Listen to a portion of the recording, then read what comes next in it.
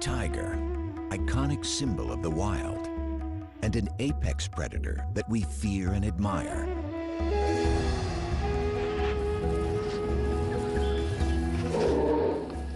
In our imaginations, they roam the jungle. But today, many tigers have never even seen the wild. The vast majority of them spend their lives in captivity. Princess is an American tiger, a distant relative of her wild ancestors. She doesn't even know how to hunt. Most tigers in America aren't found in zoos. They're privately owned. There are more than twice as many of them as the highly endangered wild tiger. This could change if new legislation is passed that would ban the private ownership and breeding of tigers. What are the issues surrounding captive tigers in America? And what does the future hold for their wild cousins? Tigers are one of the world's most popular animals. Everybody loves to see a tiger at the zoo. Even the scientists who work around them are impressed by their majesty. Ron Tilson is the senior conservation advisor at the Minnesota Zoo and a renowned expert on tigers.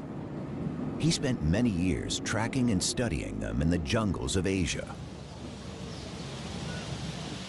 My heart beats faster every time I see one. Yeah, there is, it's because they represent everything. They are the icon of Asian wilderness. They are the most powerful cat, the largest cat. They are, in my opinion, one of the most attractive cats. But it's also the fact that essentially we have evolved as a species with the tiger, and the tiger is one of the only animals on Earth that preys and eats people.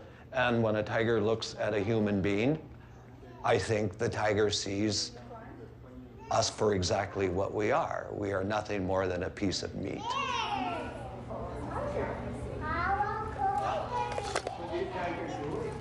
The tiger and the power it represents has always fascinated us. At the beginning of the 20th century, there were 100,000 tigers in the forests of Asia. The first tigers came to America as entertainers. Before zoos and circuses attempted to control their breeding, surplus animals found their way into private hands. Soon, everyone from the rich and famous to companies and sports teams wanted a piece of the big cat. For some Americans, like the character of Tony Montana in the movie Scarface, owning a tiger became a symbol of success.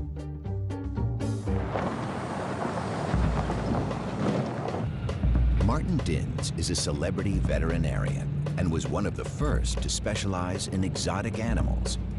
His talent and reputation led him to work for A-list stars like Michael Jackson and the magicians Siegfried and Roy. He witnessed firsthand the rise of the tiger population in America. The tiger pet phenomenon became a trend, I would say, in the early 60s. We could be driving in Beverly Hills and see a person driving a convertible with a tiger sitting up in the back seat.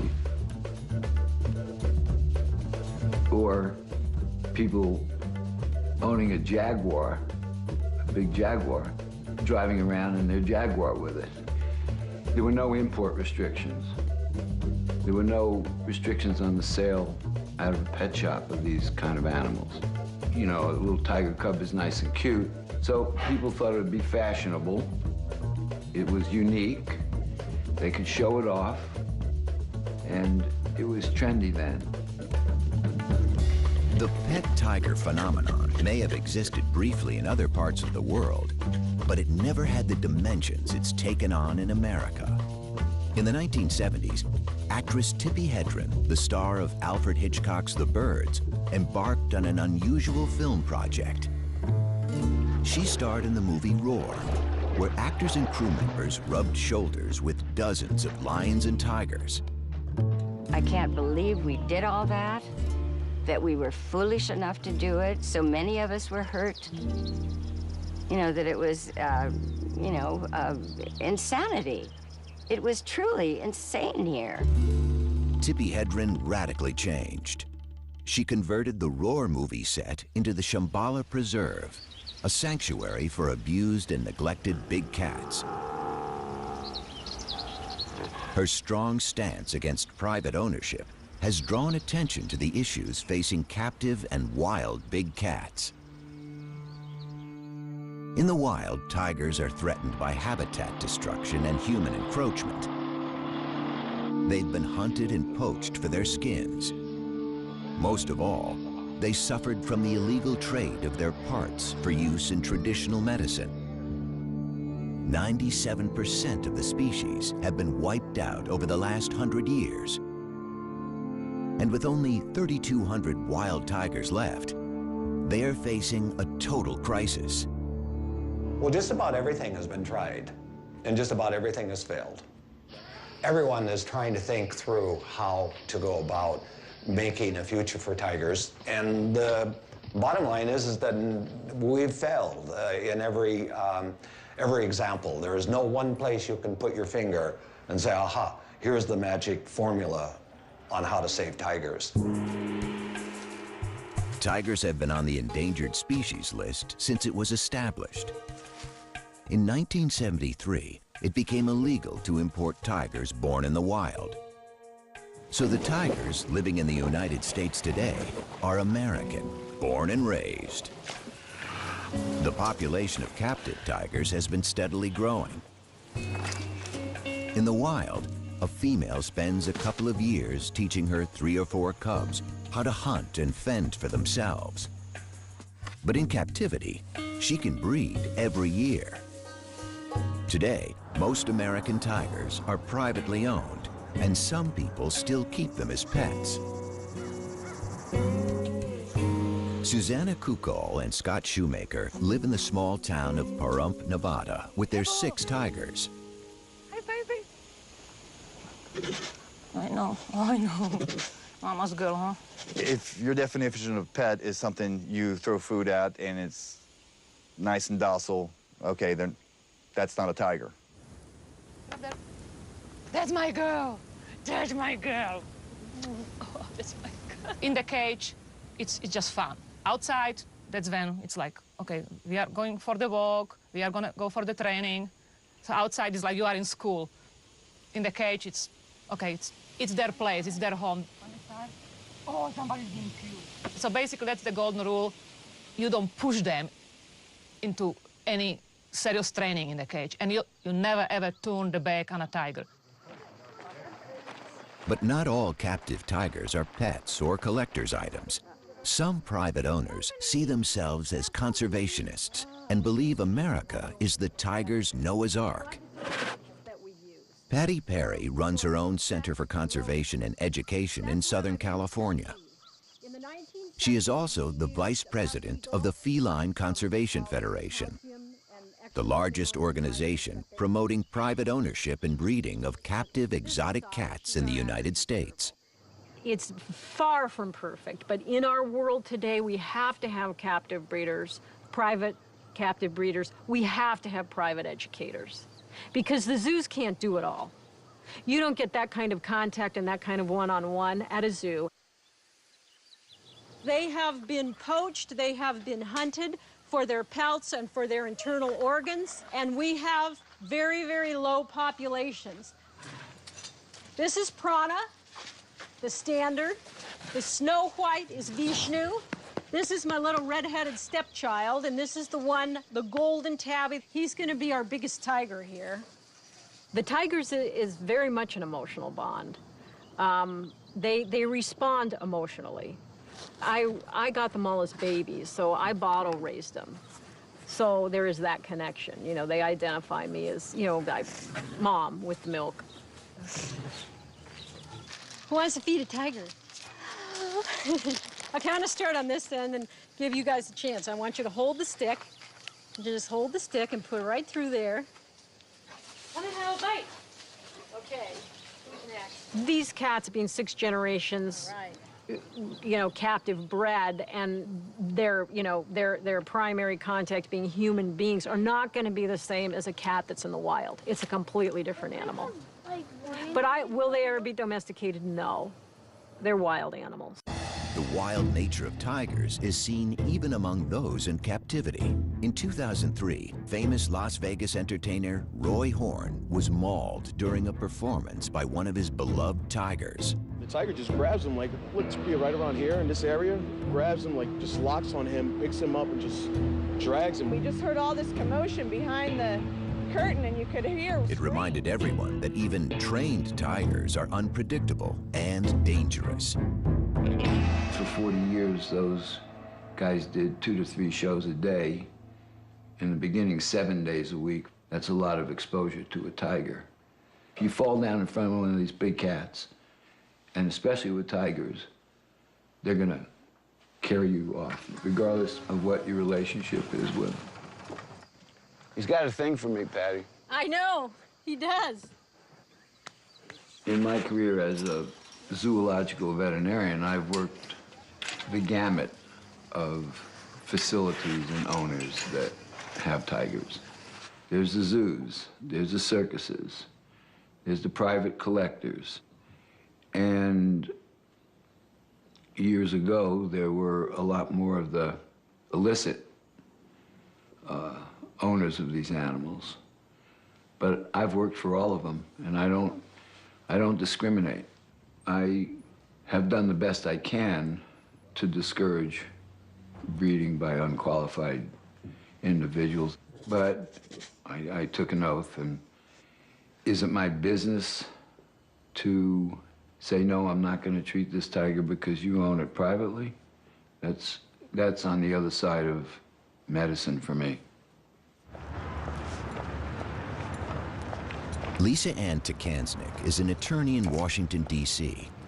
Her organization, the Wildcat Conservation Legal Aid Society, is trying to determine the exact number of privately owned tigers. Hey, I'm calling to follow up with you on the tiger research. You were going to finalize some of the numbers for which state are you still working on? What are we looking at? Alabama? The actual number of tigers in the United States is still a matter of speculation. But the enforcement of laws already in place is problematic. Legislation varies from state to state. At the federal level, the Department of Agriculture and the Department of Interior both enforce different laws affecting tigers. There is no single government body responsible for tiger welfare. Well, we don't really know how many tigers are held captive in the United States. It's a very good question because estimates tend to go all over. Some say there's 5,000 cats in captivity, tigers. Some say there's up to 10. The problem with the numbering system is that the 2 federal agencies that are there to enforce our Endangered Species Act and the Animal Welfare Act don't know how many tigers are out there, which is very troubling because we need to get a handle on the number of cats. As hard as it is to imagine, big cats can be found everywhere, even on the 5th floor of an apartment building in the heart of New York City, like on an October day in 2003. This police video shows Ming, a full-grown 325-pound tiger, left home alone by its owner in Unit 5E of a Harlem apartment building. If the number and the location of big cats is a source for concern, a larger concern might just be the irresponsible owners. Screening for them remains difficult. In 2005, near the Ronald Reagan Presidential Library in Moore Park, a stunning example of human-tiger conflict occurred. I saw a tiger right there, just real slow, huge. He was about this high up to the fence. Newly retired George Gross was the incident commander at the California Fish and Game Department. For more than 3 weeks, he chased a tiger on the loose in a residential area. He got no help from the cat's owner, and on a February morning, he had a difficult decision to make. Basically, this was like a city living in fear for a month because somewhere there was this large tiger running around in their neighborhood. We didn't see it for quite a while, but we knew it was in here. So when it climbed out, it was like it came out of nowhere. All of a sudden, everybody could see it, and it started walking around quite slowly through the grass. You know, I was within 150 yards of it. First thing I thought was, like, what a majestic animal. This thing's beautiful. But then, you know, I came back in, it's like, but I have this job to do too. So it started walking towards me, and then it started going up a trail. I sat there and said, I can't have it up here on the soccer field, baseball field, and our opportunity to take a shot really diminishes. So that's when I gave the order for people with rifles to, if they had a clean shot, to take the shot. The male tiger, weighing as much as 600 pounds, was taken from the hills near the Ronald Reagan Presidential Library by wildlife officials who say they had no choice but to kill it. I've always felt that I, unfortunately, made the right decision. And, you know, to be honest, is the first thing I did was pat him and say I was sorry. Because I knew I didn't want to kill him. George Gross was not the last law enforcement agent faced with such a decision. There was an even more dramatic incident on October 18, 2011, when there was a massive release of wild animals in Zanesville, Ohio. The owner of a private zoo threw open the gates of his facility before committing suicide. This time, it wasn't one tiger, but 18 on the loose. They were all killed by the authorities along with lions, bears, and monkeys. It probably will come to another tragedy before certain laws are either enforced like they should be, or new laws are going to have to be implemented. To have multiple situations happen because we're not moving on these issues is very tragic, and it's very sad, not only for the individuals, but the cats that are involved, because most of the time those cats are shot on site. I'd rather see us be in a proactive mode versus a reactive mode. Is it time to ban the private ownership of tigers and other exotic animals?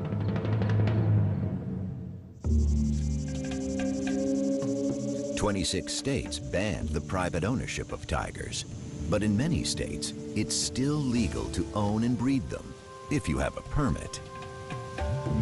Stories of tiger cubs sold at swap meets or on the internet are galvanizing the movement to ban private ownership of big cats.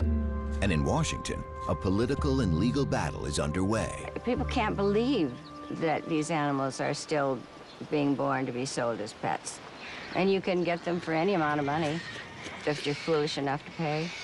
And when you see those little cubs, they're cute. But by the time they're 7 months old, they are tearing up your house and taking a pretty good chunk out of you, because they don't have a 400-pound mom to say, knock it off, nor do they have any siblings with whom to play. So you become the sibling, and they're tough. You're dealing with an apex predator. They are top of the food chain, one of 4 of the most dangerous animals in the world. And yet our government says that's okay, and they will even give a permit to have these apex killers in somebody's backyard. It's very wrong. Tippi Hedren decided that something needed to be done and contacted her congressman. She successfully proposed a new law to prevent taking big cats across state lines, but this was just the beginning. So I took a bill to Washington in 2003. It was simply to stop these animals moving from one state to another. And it took 2 years. It was called, the Captive Wildlife Safety Act. It was sort of a precursor to the bill that I am ultimately, my goal is to have a bill that will stop the breeding of all of these animals to be sold as a pet or for financial gain. Tippi Hedren isn't alone in her quest to end the private ownership and breeding of tigers. Conservation organizations fear that the captive population of American tigers could contribute to the lucrative global trade in tiger parts for traditional medicines. For now, tiger farms in China and poaching are the main source of parts. To have a state law, and we have 50 states, banning breeding of tigers in captivity would be too problematic. And it's easier to make it a federal regulation. Then we don't have 50 different laws that could have as many different exemptions, so it's easier to do it at the federal level. The private ban is really focused on going after the individuals or these backyard breeders that are sort of out of the radar. Many private owners who have all their permits believe they have every right to keep tigers. Well, the possibility of a federal ban would be a nightmare. There are more and more and more restrictions all the time. All the time. More and more regulations and more restrictions. You have to, again, you have to be organized. You have to have lobbyists. You have to present your side of it to the right people. It's a political thing. It's a money thing. The organizations pushing for the ban are also concerned about tiger welfare. Even federal agencies have set very low standards of care. A 3x3 meter cage is the minimum requirement. Tammy Tees manages the Wildcat Sanctuary in Minnesota. She has heard countless stories of abused animals and careless owners. Most of the animals, including the tigers at the sanctuary, come from people who think a tiger would make a good pet. We hear all the stories. It got aggressive. It turned on me.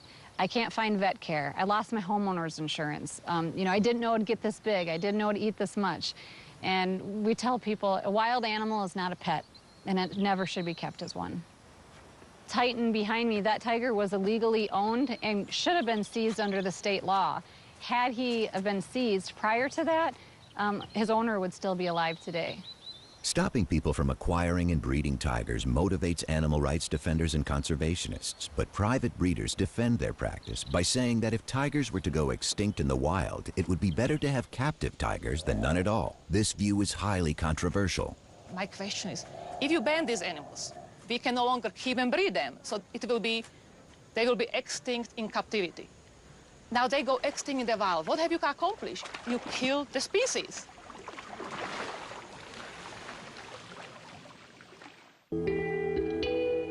A ban on breeding or keeping tigers has broad implications. While the United States looks to control unregulated breeding of tigers by private owners, across the world, extraordinary efforts are being made to save tigers in the wild. For Ron Tilson, zoo tigers represent a backup for the wild population. He has been the coordinator of the Tiger Species Survival Plan, designed to maintain healthy and genetically diverse tigers. In the zoo world, we try and have what we call a hands-off management. That means let's not touch tigers, let's not play with tigers, let's consider them really quite dangerous. For the longest time, I refused to even call a tiger by a name. I'm not particularly fond of house names. To me, they're numbers.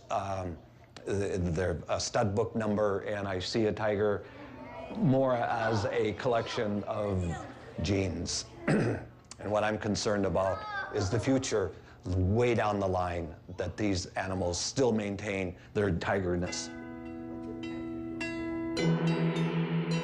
Scientists have divided tigers into 9 subspecies. 3 of them have already gone extinct: the Bali tiger in the 1940s, the Caspian tiger in the 1970s, and the Javan tiger in the 1980s. Surviving are the Siberian or Amur tiger, the Bengal, the Indo-Chinese, the Malayan, and the Sumatran tigers. They are all endangered. And the last South China tigers can only be found in captivity.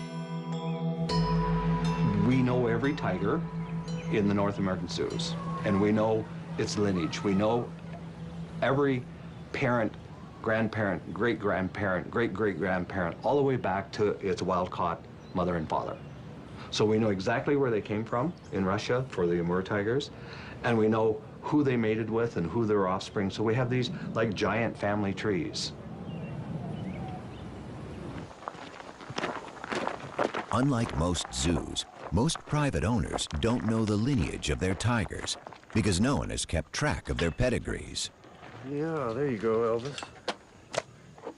Tigers from different subspecies resemble each other, and most breeders aren't interested in keeping subspecies pure. As for subspecies, I don't believe in them. I don't care. And some of them might have more Bengal blood in them because some of them don't actually grow the big, thick fur in winter. Some of them do, so I know they have a lot of Siberian blood with them. The white tiger is the best example of breeding for looks. Loved for its striking appearance, it's not a subspecies, but a color morph, the result of a recessive gene that causes 1 in every 10,000 tigers to be born white. White tigers are almost non-existent in the wild, but they are often bred in captivity. This has made them highly inbred and more susceptible to health problems. And that's not the only consequence of private ownership. People notice that many tigers in captivity might be bigger than in the wild, because in the wild you need to stay athletic to catch prey. In captivity, they get their food served basically on a silver platter. And one of the reasons many tigers in captivity are huge, they are simply fat, they are obese, not good for their liver. A lot of the stuff American tigers are fed, it's basically stuff we eat, it's from supermarket. Some of the meat might have some hormones in them. The other theory is some breeders might selectively breed for bigger size because it looks impressive on display. Huge tiger, it looks more impressive than small tiger. Might be simply because they just don't exercise as much as the ones in the wild, because any cat, even in the wild, if they don't have to move, they don't move, they sleep. The scientific community has labeled these tigers as generic. They look like tigers, but are they really?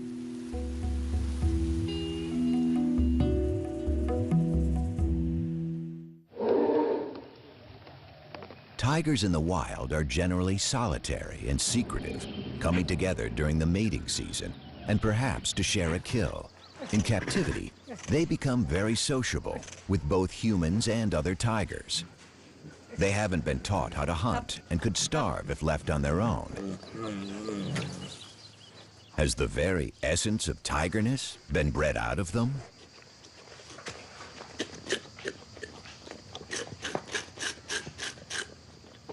What we do know about subspecies, legitimate subspecies, is that we know what their genetic makeup is according to molecular biology. Okay, it can be defined. And that is why the private ownership tigers, they will never contribute to the conservation of wild tigers, simply because, not because they're not a tiger, because in a sense they are a Panthera tigris. That's the Latin name for what a tiger is. But they've lost their tigerness. They've lost their tigerness, and what we mean by that is they have been inbred and crossbred to the point where no one knows what their lineages are, and everyone knows the more inbreed you have, the greater risks or susceptibility to diseases. You become less fit, and when you become less fit, your ability to survive in the wild becomes negligible. The American tiger is really a junk tiger. It is nothing more than an illusion of a tiger. In 2005, Ron Tilson and Tammy Tees worked together to stop the breeding of tigers in Minnesota. They're concerned about the conditions in which private tigers are kept. So Sabrina is supposed to be a Sumatran Bengal mix, and she's our worst abuse case we've seen. She charged the fence nonstop. Mm-hmm. Yeah. But she does have, from this up around the face and that, sort of this Sumatran look to her with the really black stripe. And she's got a lot longer. They'd welcome a federal ban on breeding and ownership if it were to pass tomorrow. I wouldn't want to see these animals abused. You can't do that. That I would lose sleep over. But I would certainly like to see them all neutered, and I would like to see them well taken care of until they die. Would that bother me? No, that would put me to sleep really well. We'll just simply lose a large number of worthless tigers that consume resources that should be spent on wild tigers, and that actually corrupt the message that we're doing something wonderful for tigers, when in fact we're not doing anything for tigers. Why are we spending all of this time and energy and money in trying to protect the right to own this or even allowing it to happen and putting people at risk. And I keep coming back to these same issues. I don't get it. I don't get why it isn't stopped. Conservationists have been reluctant to study or give any attention to American tigers. However, with the crisis in the wild, some of the scientific community are taking a closer look at these generic tigers. Stephen O'Brien is former chief of the Laboratory of Genomic Diversity at the National Cancer Institute. He's an authority on big cat genetics and evolutionary biology. But his work has sparked controversy in the conservation world. Is there a value in the admixture in tigers? That is, tigers that have an ancestry that includes interbreeding between different subspecies. Of course there's a value in it. It's still a tiger. Most of the tigers in captivity are considered by my friends and colleagues to be junk because they're hybrids between different subspecies. And many of them are, but I wasn't sure how many. Stephen O'Brien's team has recently designed a method to determine the genetic makeup of big cats. So we used this DNA fingerprint technology that was developed to identify the difference between subspecies of tigers. And I said, if you take one of these tigers that we don't know, is it really a hybrid? Well, what we found was that many of them are indeed pure subspecies. They were either Bengal, or they were Amur, or they were Sumatran, or one of the living subspecies. I think the captive population should not be discounted. Good. Nice. The reassessment of these generic tigers has led to another exciting discovery. Not only are some of them purebred subspecies, they also have a rich genetic diversity, as rich as in the wild population. Since their ancestors were taken from the wild when tigers were thriving, some captive tigers have retained many characteristics, perhaps now lost in wild tigers.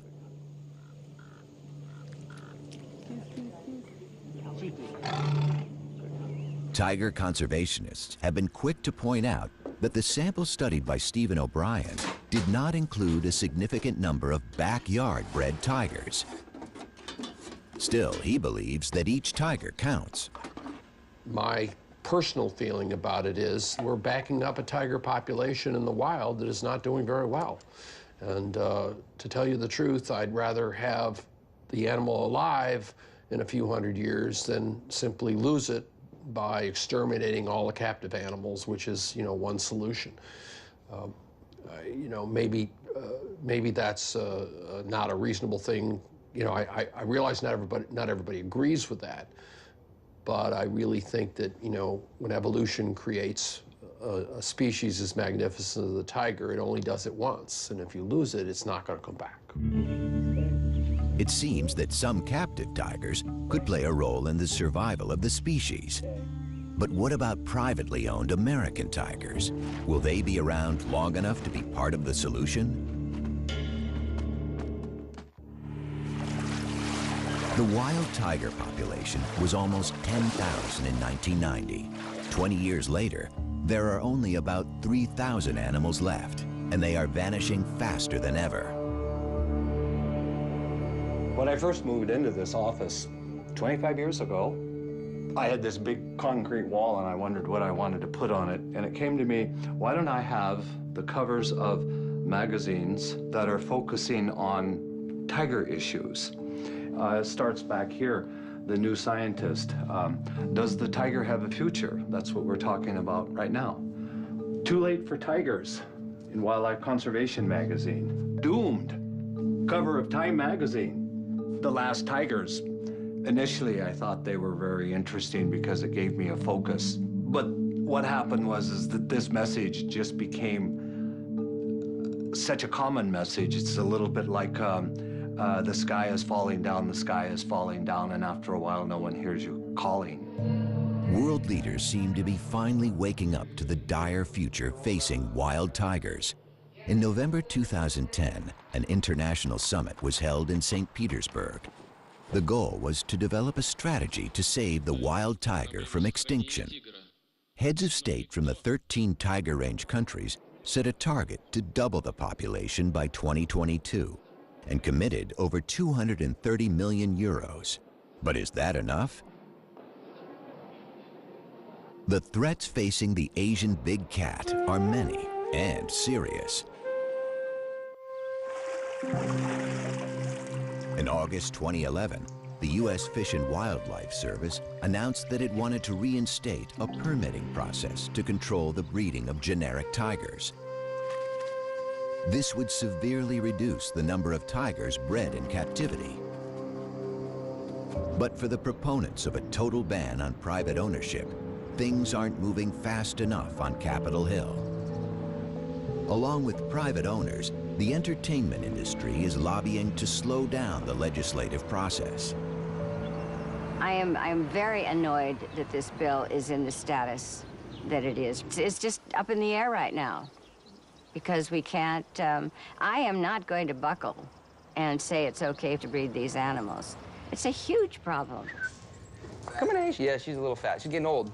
You gotta maybe try the 5. But tigers have created jobs and income. They appear in movies. They're still popular in circuses. And there's even an industry that's created a special diet for them. In these days of economic turmoil, a ban that would cost American jobs isn't easy for a politician to support. To be honest, I really don't know what the federal ban will do because like so many of the federal regulations and the state laws, there's going to be exemptions carved out of a federal ban on breeding tigers and other big cats. So the circus industry could be exempt, entertainment could be exempt. It'll be a very long process because there's a lot of money involved. From the professional's standpoint, it's a sensitive issue because they're being regulated out of the business. And, well, from the owner's standpoint, it's a sensitive issue because they're attached to the animal. And they're emotional about it. Only recently, American tigers have come under scientific and legal scrutiny, and their fate raises many questions. But if the wild population is to double, animals bred in captivity will be required for the complex process of reintroduction. Even though conservationists have every reason to be pessimistic about the future of the tiger, there is still some hope. We're on the cusp of a new revolution in tiger conservation, and that is looking at reintroduction of captive individuals back into spaces where they once lived. The big issue is, can captive tigers actually go out and live and survive on their own in the wilderness areas? The honest answer to that is, don't know. There's some who say no, they have to be taught how to do this, and they learn from their mothers, and the mother can't teach them if there aren't natural prey. But in fact, all of these are little roadblocks. All of these can be taken care of and surmounted. Captive bred lions and cheetahs have been introduced into the wild in South Africa. This has encouraged Chinese officials. Today, South China tigers are being prepared in Africa for their reintroduction in China. Each generation will be released into a larger and wilder setting. They will learn how to hunt, teach their skills to their offspring, while having less and less contact with humans. But preparing tigers for their release is only half of the challenge. Experts know that wild tigers need space, and 250-kilo predators also need prey. Preserving the ecosystems of tiger range countries is as crucial as preserving the tigers themselves. That's why there are so few of these rewilding efforts. We need some new ideas if we're going to really realize the prediction of the St. Petersburg summit to double tigers in the wild.